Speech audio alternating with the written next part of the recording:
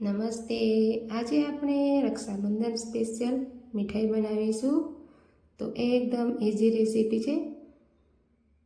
હવે આપણે કઢાઈની અંદર 1 ગ્લાસ દૂધ લઈશું. ગેસની ફ્લેમ ધીમે જ રાખવાની અને એને સતત હલાવતા રહેવું એટલે નીચે ચોંટી ના જાય. હવે આપણે 1 ચમચી જેટલો લીંબુનો રસ ઉમેરીશું. આને આપણે પનીર બનાવવાનું નથી, થોડું દૂધ ફાટી જાય એટલો લીંબુનો રસ નાખવાનો, તો આપણી મીઠાઈ સરસ બનશે.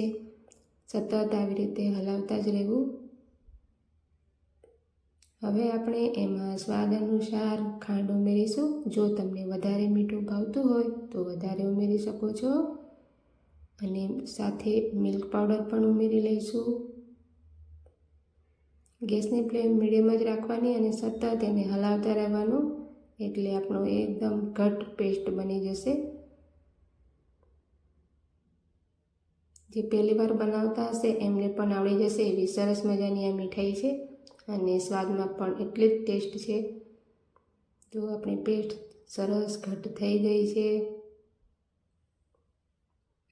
હવે આપણે એમાં ઘી ઉમેરીશું. હવે એને સરસ રીતે મિક્સ કરી લઈશું. તો આપણી મીઠાઈ હવે તૈયાર થવામાં આવી રહી છે.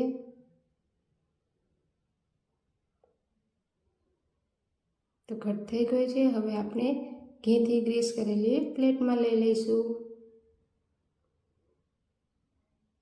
આ મીઠાઈ બહુ જ સરસ લાગે છે. તો તમે રક્ષાબંધન પર બજારમાંથી મીઠાઈ લાવવા કરતાં આવી રીતે ઘરે જ બનાવજો.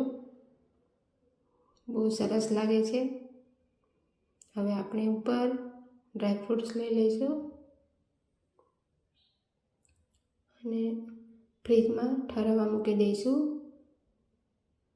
તો આપણે મીઠાઈ રેડી થઈ ગઈ છે. હવે કટ કરી લઈશું. તો તમે પણ જરૂરથી ટ્રાય કરજો અને એનો રિવ્યૂ પણ જરૂરથી આપજો. Thank you.